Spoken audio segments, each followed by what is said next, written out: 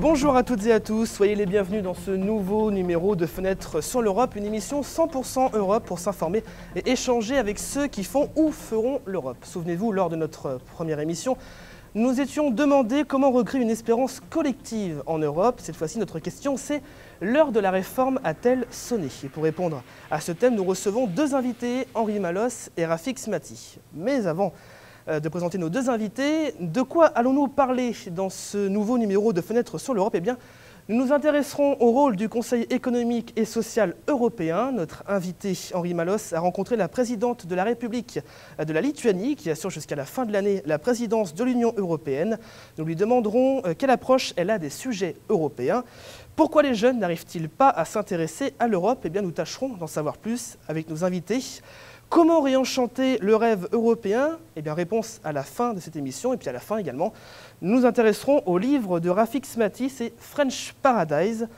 Nous en parlerons donc avec notre invité. Mais avant de rentrer dans le vif du sujet, il est temps de présenter nos invités, à commencer par Henri Malos. Henri Malos, bonjour. Bonjour. Vous êtes le nouveau président du Comité économique et social européen depuis avril dernier. Entre 2000 et 2001, vous avez réalisé des campagnes d'information sur l'euro et vous avez également écrit le livre « Il faut sauver le citoyen européen » avec Bruno Weber. Et puis en face de vous, Monsieur Malos, vous avez Rafik Smati. Bonjour Rafik Smati. Vous êtes chef d'entreprise mais également un acteur de la vie politique européenne. Vous avez créé et vous êtes le principal actionnaire du groupe Aventers qui compte les sites dromadaire.com. Spécialisé dans la création de carteries diverses, cartes postales, etc. Et oprint.fr, un site de création et d'impression de brochures, flyers, et j'en passe bien évidemment. Et puis vous venez d'écrire French Paradise, qui est d'ailleurs aussi un site internet, frenchparadise.org, et dans lequel vous appelez à une vraie révolution. Justement, on en parlera à la fin de cette émission, et merci à vous aussi d'être là aujourd'hui. On va commencer avec vous, Henri Malos. Vous vous considérez comme un Européen engagé et convaincu. Alors, à quand remonte votre premier engagement européen? Quand j'avais 12 ans. Ah, c'est tôt, hein? Et oui, je crois que quand il faut faire les choses bien, il faut commencer tôt. Quand j'avais 12 ans, je me suis passionné pour, à mon époque, l'aventure européenne et surtout la réconciliation entre l'Allemagne et la France. Parce que j'étais un peu lassé de voir au cinéma, parfois à la télévision, quand on me le permettait, des films de guerre où Français et Allemands se tapaient dessus. Et ça me paraissait bizarre, d'autant que mon père était professeur d'allemand. Donc je me suis engagé dans l'Europe. L'Europe, c'est effectivement ma passion, par la réconciliation franco-allemande, les programmes d'échange, les voyages. Et puis un peu plus tard, quand j'ai eu 20 ans, j'ai voulu aller voir au-delà de l'Allemagne, l'autre Allemagne, c'était à l'époque l'Allemagne de l'Est, puis la Pologne et des autres pays. Et j'ai vu une Europe divisée, le mur de Berlin, le rideau de fer, et ça m'a paru tellement injuste de trouver d'un côté des Européens qui avaient une certaine liberté et la possibilité de coopérer, de se mettre ensemble, et de l'autre, d'autres qui en étaient privés. Et c'est comme ça qu'est né mon engagement et mon combat pour l'Europe. Et à quoi sert concrètement alors le Conseil économique et social européen, dont vous êtes, je le rappelle, le président depuis avril dernier? Alors si je vous disais ça ne sert à rien, vous ne me croirez pas, parce que j'en suis le président. Exactement. Le Conseil économique et social européen, le comité, il a été établi par Jean Monnet. Il a été établi par Jean Monnet comme la deuxième assemblée de l'Europe. Et j'en ai pris la présidence en avril. Et je dois dire qu'il s'était malheureusement endormi. Et c'est la raison pour laquelle vous me posez la question. Normalement, on ne devrait pas me poser la question. On devrait savoir qu'est-ce qu'on fait.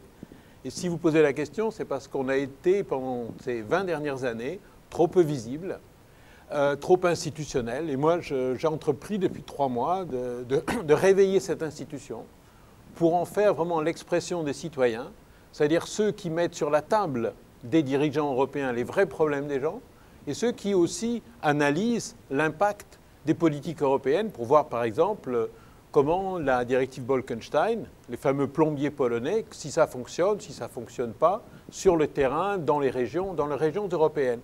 Et je veux ainsi devenir un des porte-parole avec le Parlement européen, des citoyens, des intérêts que nous représentons, les chefs d'entreprise, les salariés, les associations. Juste un exemple avant de finir. Nous travaillons avec les initiatives citoyennes. C'est très bien ça, des initiatives citoyennes. 1 million de citoyens européens de plus de 7 pays qui demandent quelque chose à l'Europe. Nous leur servons de relais. Et par exemple, au mois de mai, nous avons soutenu très fortement une initiative qui vise à supprimer les frais d'itinérance, le roaming téléphonique, qui fait que quand vous passez la frontière, les monopoles de télécom dans nos pays, ou les oligopoles, vous surtaxent. Eh bien, nous avons soutenu cette initiative citoyenne et la Commission européenne vient d'annoncer qu'elle allait demander la suppression des frais de roaming. Donc c'est la bonne nouvelle. Et vous voyez, c'est le relais entre les citoyens et le Comité économique et social européen, deuxième assemblée de l'Europe, qui fait céder, qui fait que les autres institutions européennes, ceux qui décident, nous écoutent et écoutent les citoyens. Alors on voit sur les écrans derrière nous une photo de vous et de la présidente de la République de Lituanie, Madame Dalia Grybauskaitė, en espérant que je l'ai bien prononcé. Vous l'avez rencontrée en juin dernier au titre de la présidence de l'Union européenne. Il y a peu de femmes chefs d'État, on est d'accord, en Europe. De surcroît, ancien membre de la Commission européenne, est-ce que cette expérience passée transparaît dans son approche des sujets européens? Vous savez, ce qui est intéressant dans la personne de Dalia Grybauskaitė, d'abord, c'est une femme chef d'État. Il n'y en a pas assez dans l'Union européenne. Dire qu'on est encore loin du compte. On donne des leçons au monde entier, mais il faudrait qu'on regarde chez nous. Impossible de contester. Voilà. Oui. Mais aussi, c'est que Mme Grybauskaitė, et si vous l'interrogez, vous pourrez lui demander, elle est née à Leningrad, aujourd'hui Saint-Pétersbourg. Elle est née dans l'Union soviétique, parce que ses parents travaillaient là. Ce qui veut dire que nous avons dans l'Union européenne aujourd'hui des femmes et des hommes qui ont vécu l'Union soviétique, qui appartenaient à l'Empire soviétique. Ce qui montre bien tout le chemin que nous avons parcouru, mais aussi qui explique toutes les difficultés qu'il y a à faire coexister des femmes et des hommes qui viennent d'horizons tellement différents. Pour les Lituaniens qui viennent de restaurer enfin leur indépendance après 50 ans d'occupation, et d'occupation particulièrement sévère, le camp de Goulag, c'était pour eux, eh bien, pour ces gens-là, ils ont retrouvé leur indépendance. Donc, se fondre dans un nouvel ensemble européen, ce n'est pas évident. Ils se posent des questions. Ils voient l'Europe surtout comme une source de financement, financer leurs projets, leurs routes, leurs ponts, leurs chemins de fer. Ils voient l'Europe aussi qui réglemente et qui, parfois, les empêche de faire ce qu'ils aimeraient bien faire. Donc, c'est un véritable enjeu. Mais Mme Grybauskaitė, née à Leningrad, Saint-Pétersbourg, c'est une Européenne comme moi. Donc, elle a droit à l'Europe, comme tous les Européens. Et c'est ça, véritablement, l'enjeu, c'est de faire coexister des histoires différentes, mais pour aller vers un destin commun. Alors on continue avec les résultats d'un sondage réalisé par l'Institut BVA pour Le Parisien aujourd'hui en France. Les Français n'ont jamais aussi peu cru aux bienfaits de l'Europe. À l'heure actuelle, seulement 38% des Français perçoivent l'Union européenne comme une source d'espoir, contre 50%, il faut le rappeler, en décembre 2011. 37% perçoivent même l'Europe comme une source de crainte, et c'est les 25-34 ans qui croient en moins en l'Europe, avec seulement 28% d'espoir. Alors, quelle est selon vous l'origine du désamour des Français, et donc principalement des jeunes, à l'égard du projet européen ? Je crois que le désamour, il est général auprès des jeunes générations dans toute l'Union européenne. Il y a 10 jours, j'étais en Grèce. J'ai passé 5 jours en Grèce. J'ai vu non seulement le Premier ministre, mais aussi de la société civile, les jeunes, les ONG, les syndicalistes, les jeunes créateurs d'entreprises. Et quand j'ai rencontré dans un débat une cinquantaine de jeunes, le premier qui était intervenu, qui était juste en face de moi, ça m'a vraiment marqué. Vous savez ce qu'il m'a dit, monsieur? Vous savez ce qu'il m'a dit? Il m'a dit, monsieur Malos, vous qui venez de Bruxelles, de l'Europe, vous savez, moi, je me sens comme un émigré dans mon propre pays. Parce qu'aujourd'hui, dans mon pays, on ne me propose rien. On ne propose pas d'avenir, on ne propose pas de travail. Ce qu'on me propose, c'est peut-être un job en Norvège ou dans le Nord. Et je n'ai pas envie, moi je suis grec, je veux rester en Grèce. C'est ça ce que l'Europe va apporter. Et moi, je lui ai répondu, oui, je me sens coupable. Ma génération, la génération des 50-60 ans, nous n'avons pas été dignes de nos ancêtres, ceux qui ont fondé l'Union européenne. Il y a aujourd'hui 7 millions de jeunes au chômage dans l'Union européenne. C'est une honte pour l'Europe. Et je comprends ce désamour. Et ce désamour, il faut y répondre. Il faut y répondre, bien entendu, positivement, en démontrant que l'Europe peut être, doit être, la bonne réponse. L'Europe, en fait, c'est la bonne réponse. Il faut aussi que, venus de Bruxelles, arrivent des propositions, non pas des vagues horizons 2020 ou des promesses creuses, ou 6 milliards d'euros, comme on a décidé il y a quelques semaines, ce qui fait à peu près 200 € par jeune et par an, par jeune au chômage et par an, et qui va la plupart du temps dans la poche des consultants. Ce que les jeunes attendent, c'est une Europe concrète qui fasse des choses pour elles et pour eux. Et malheureusement, ce n'est pas le cas aujourd'hui. Donc je comprends le désamour. Alors, on parle de désamour, bien sûr, mais le chiffre est quand même un peu plus élevé pour les seniors qui ont plus de 65 ans. 50%, c'est-à-dire un senior sur deux, croit encore en l'Europe. Rafik Smati, vous allez peut-être pouvoir réagir sur ce désamour, vous aussi? Je voudrais mettre quand même une nuance, parce que je ne crois pas que le problème, ce soit un désamour des citoyens et de l'Europe. Le désamour, il est entre les citoyens et l'institution européenne. Et ça change tout. Parce que nous nous sentons tous, ou en tous les cas un très grand nombre, profondément européens. Et quand on voyage à travers le monde, on se rend compte à quel point nous sommes unis et à quel point nous avons des points communs. Et je peux vous dire que les jeunes d'aujourd'hui, qui voyagent beaucoup, le ressentent particulièrement.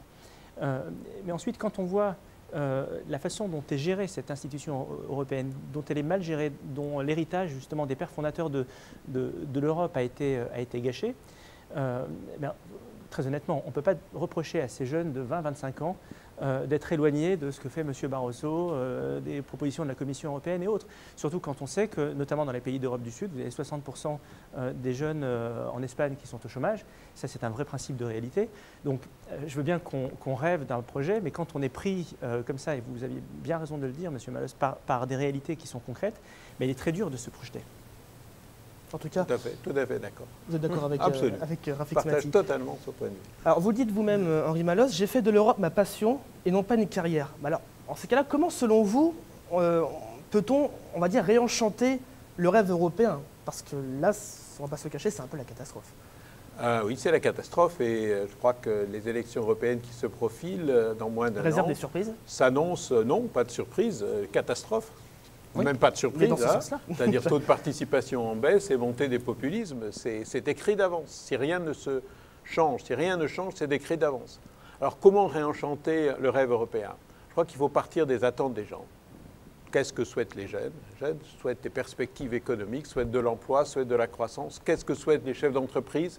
Moins de formalités, une fiscalité réduite qui soutienne l'investissement, une Europe qui défende ses valeurs, qui défend ses intérêts, et non pas qui, comme on le voit ici et là, qui ouvre ses frontières sans demander la réciprocité. Une Europe qui est aussi solidaire, solidaire pour les peuples, solidaire pour les voisins. Et ça, il faut reconstruire. Et vous savez, la méthode Monnet, moi je suis un enfant de la méthode Monnet, Monnet-Schuman. C'est quoi? C'est de partir du réel, partir du concret, trouver des solidarités concrètes. J'espère, avec mon institution, que nous allons proposer aux partis politiques dans tous les pays, pendant la campagne des européennes, un plan d'action pour construire enfin une union économique et sociale. Nous sommes le comité économique et social, c'est-à-dire une union non seulement bancaire, mais c'est bien l'union bancaire, mais aussi fiscale. Rapprochement de la fiscalité, mais pas pour taper sur les entreprises. Union budgétaire pour qu'on consolide nos budgets pour être plus opérationnel sur l'innovation, sur l'éducation, et union sociale aussi, pour rapprocher nos systèmes sociaux qui sont aujourd'hui bien trop divergents. Il est temps de passer maintenant à notre dessin. Vous en avez l'habitude maintenant, toujours signé Stoun. On remercie Stoun en tout cas pour ce dessin, qui est bien sûr consacré à l'entrée de la Croatie dans l'Union européenne. Ça fait l'actualité. Nous avons accepté toutes les conditions, oui, toutes, sauf l'euro. En effet, la Croatie n'est pas dans la zone euro. Alors, que vous inspire ce dessin? Je vais peut-être d'abord demander à vous, Rafik Smati. Vous savez, moi, j'ai un avis assez mitigé sur l'entrée de la Croatie. Dans un scénario idéal, la Croatie n'aurait pas dû rentrer dans l'Union européenne. Parce que si on s'inscrit dans la perspective d'une fédération politique, j'ai du mal à imaginer comment aujourd'hui une fédération politique à 27, maintenant à 28, peut un jour arriver à quelque chose. Donc si on renonce à cette idée de fédération à 28, il y a peut-être d'autres modèles qui sont possibles, et c'est ce que j'écris dans le livre, mais si on renonce à l'idée de la fédération à 28, dans ce cas-là, la Croatie est absolument la bienvenue dans l'Union européenne, voire d'autres pays, voire pourquoi pas la Turquie. Si on accepte l'idée que l'Union européenne, c'est un grand ensemble au sein duquel on peut faire de grandes choses ensemble. Mais dès l'instant où on veut faire de la politique, dès l'instant où on veut construire le monde ensemble, eh bien, le périmètre actuel, malheureusement, ne me semble pas compatible pour un bon moment. Est-ce que vous partagez l'opinion de Rafik Smati, M. Malos? Oui et non. Oui et non. Oui et non. Et bon, je crois qu'on a effectivement mis la charrue avant les bœufs. En ce qui concerne l'euro, c'est évident. On a mis en place quelque chose, une monnaie unique par le haut. Et on n'a pas assuré la convergence de nos systèmes économiques, qui actuellement d'ailleurs divergent entre la Grèce et le Danemark ou la Grèce et la Suède. Il y a une divergence de revenus. Les revenus sont de plus en plus différents. Il y a plus de pauvreté d'un côté, plus de richesse de l'autre. Donc ça ne va pas du tout. Vous ne pouvez pas avoir un même ensemble. Alors faut-il élargir ou pas? Moi j'ai toujours été par conviction partisan de la grande Europe selon le principe que l'Europe n'appartient à personne, n'appartient pas plus aux Français qu'aux Albanais. Il n'y a aucune raison de dire que parce que nous on a eu la chance d'avoir un régime démocratique alors qu'eux étaient sous la coupe de régimes dictatoriaux, nous aurions en quelque sorte un privilège permanent d'être dans la construction européenne et pour toujours, et les autres d'être là à la porte à attendre. Je pense que l'Europe, c'est un projet pour tous. Mais c'est vrai que plus on élargit, où là, il a raison, plus on élargit, plus on voit que la gouvernance actuelle, ça ne fonctionne pas. La gouvernance actuelle, pourquoi elle ne fonctionne pas? Parce que c'est comme dans un restaurant. Si vous allez au restaurant, si vous avez 28 convives, si vous en rajoutez 29, 30, 35, et si chacun choisit ce qu'il a envie, ben vous allez voir, ça va être n'importe quoi, ça va être l'indigestion. Si par contre vous avez un maître d'hôtel, c'est-à-dire quelqu'un qui essaie de voir quelles sont, à partir des cultures différentes, des subtilités différentes, comment on peut mettre ensemble, comment on peut concocter un menu qui plaise à tout le monde, c'est-à-dire une véritable commission européenne, un parlement, peut-être nous, notre comité, qui jouons l'intérêt général. S'il y a quelqu'un qui défend l'intérêt général, alors là c'est autre chose. Mais aujourd'hui, il n'y a plus personne en Europe, malheureusement, qui défende l'intérêt général. Et l'intergouvernemental, vous savez, on a essayé avant la guerre de 40, avant Jean Monnet et Robert Schuman, l'intergouvernemental, c'est-à-dire les coopérations entre les États, ça n'a abouti qu'à des guerres, qu'à des tensions et qu'à des haines. Donc je crois qu'il faut revenir à l'esprit de Jean Monnet et revenir à trouver des institutions. Alors ça peut être les citoyens, moi c'est le pari que je prends avec mon slogan du moteur citoyen, qui défendons, nous, l'intérêt général pour construire effectivement une Europe pour tous. Et puis ce qu'il manque aussi, me semble-t-il, c'est un vrai grand projet collectif. Parce qu'aujourd'hui, quand on parle d'Europe, on parle souvent d'économie et de finances. D'ailleurs, dans les médias, l'Europe est entre les mains des journalistes économiques, ce qui est assez révélateur. Or, on ne peut pas parler aujourd'hui au peuple européen uniquement avec le prisme de l'économie et de la finance. L'Europe a été créée autour d'un grand projet énergétique. Et moi, j'ai la conviction... Parce que selon vous, on ne s'adresse pas assez aux citoyens, mais plus aux journalistes, en fait, qui construisent un peu l'Europe. Aujourd'hui, l'Europe, enfin les institutions européennes, on est dans un microcosme très éloigné des réalités des peuples. Quand vous posiez la question tout à l'heure à Henri Molosse, comment réenchanter le rêve européen, réenchanter le rêve européen, c'est en ayant une orientation, en étant capable de dire, voilà, à 20 ans, à 30 ans, à 50 ans, voilà ce qu'on a envie de faire ensemble. Et de ce point de vue-là, moi j'ai la conviction que le sujet énergétique peut être un fabuleux et passionnant projet continental. C'est-à-dire que si l'Europe revient à ce pourquoi elle était faite précisément il y a 50 ans, et si elle prend ne serait-ce que ce sujet-là et aucun autre à bras le corps, eh bien on est capable de faire quelque chose qui à terme aurait peut-être une vocation politique. Alors justement, Rafik Smati, vous avez écrit un livre French Paradise à retrouver chez Sign ou Sign Éditeur, je ne sais pas comment. Chez Sign Éditeur. Globalement, vous appelez en fait à une révolution, si j'ai bien compris, parce que là ça ne va pas concrètement, donc vous appelez à une révolution. Justement, ce serait peut-être l'occasion d'échanger entre vous en faisant un lien avec votre livre. Est-ce qu'il faut vraiment révolutionner l'Europe? Moi, ce que j'entends par révolution, c'est, d'un point de vue très, très primaire, c'est la reprise en main par les peuples et les citoyens. Et là, vu ce que j'entends de M. Malosse, je pense qu'il adhérera à cette idée de révolution. Le grand problème de l'Union européenne aujourd'hui, c'est qu'elle semble, ou elle est, je ne sais pas lequel des deux, non démocratique. Dans le sens où les instances qui la gouvernent ne sont pas l'émanation directe, indirecte évidemment, mais directe des peuples qui la composent. Et ça contribue à l'éloignement justement de ces citoyens et de ces dirigeants européens. Et moi j'aime beaucoup ce que fait M. Malosse précisément dans son comité, parce qu'il est sur des vrais sujets, notamment vous exprimez souvent sur le chômage des jeunes, et vous poussez d'ailleurs un certain nombre de coups de gueule qui vont à contre-courant de l'ordre établi. Et moi je crois que c'est la meilleure façon de faire de l'Europe, c'est de parler des vrais sujets et de parler des vrais gens. Donc en quelque sorte, vous vous rejoignez un petit peu. Oui, vous savez, moi j'ai pris donc comme slogan de notre présidence le moteur citoyen. Je crois que c'est ce qui manque en Europe. Je ne crois plus aux moteurs franco-allemands qui sont en fait les gouvernements. J'attends plus grand-chose des gouvernements, pour être franc. J'ai fait cette visite en Grèce il y a quelques jours. J'ai resté 6 jours en Grèce. J'ai vraiment essayé de voir tout le monde, du blogueur au Twitter fou, en passant par les jeunes chefs d'entreprise jusqu'au Premier ministre. Et tous les leaders politiques, y compris ceux de l'opposition et ceux qui réfutent le programme d'austérité. Parce qu'ils étaient d'ailleurs particulièrement surpris qu'on aille les voir. J'ai vu M. Tsipras qui a eu 27% des voix. Il m'a dit « Vous êtes le premier dirigeant européen, leader européen, qui vient me voir parce que tous les autres ont refusé de me rencontrer. » J'ai dit « Bon, mais 27% des voix, c'est quand même, ça veut dire quand même quelque chose. » Je n'ai pas vu le parti nazi, mais j'ai vu M. Tsipras. Et quand je rencontre tous ces gens, j'ai vu leur regard vis-à-vis de l'Europe totalement changé. Exactement d'ailleurs, comme vous disiez, le rejet des institutions, mais l'adhésion à un projet européen pour eux. Donc je pense qu'il faut réinventer ce moteur citoyen et la meilleure occasion sont les élections européennes qui arrivent. Mais c'est maintenant, ce n'est pas le 25 mai, il faudra aller voter ou pas aller voter, mais c'est maintenant pour faire pression sur nos partis politiques, en France, qui sont des partis hyper hexagonaux, qui ne voient que la prochaine élection et celle suivante, qui ne voient que les personnalités à recaser. Il faut être franc, moi, je ne suis pas diplomate, hein, oui, mais c'est ça la réalité. On est là pour ça. Pour leur faire comprendre que les citoyens, ils attendent autre chose. Ils attendent des partis politiques, un projet, une vision sur quel avenir ils proposent à l'ensemble des citoyens européens et aux citoyens français. Et là, je crois que nous avons une véritable occasion de faire pression sur eux avec ces élections. Il faut également le courage de casser certains dogmes. Le couple franco-allemand, c'est bien, mais il y a plein de couples possibles en Europe. Tout à fait. L'euro, on a décrété qu'il fallait qu'il soit élevé, mais il y a aussi des raisons qui militent dans le sens qu'il soit plus faible. Une TVA zéro, ben non, pourquoi pas. Peut-être qu'une TVA à 3-4% pourrait permettre d'aider les pays d'Europe du Sud. Donc il faut être capable de casser tous ces dogmes, de les mettre sur la table et d'essayer de construire quelque chose de nouveau avec tout ça. Est-ce que vous souhaitez apporter une rapide conclusion, M. Malos, sur tout ce qui a été dit durant cette émission ?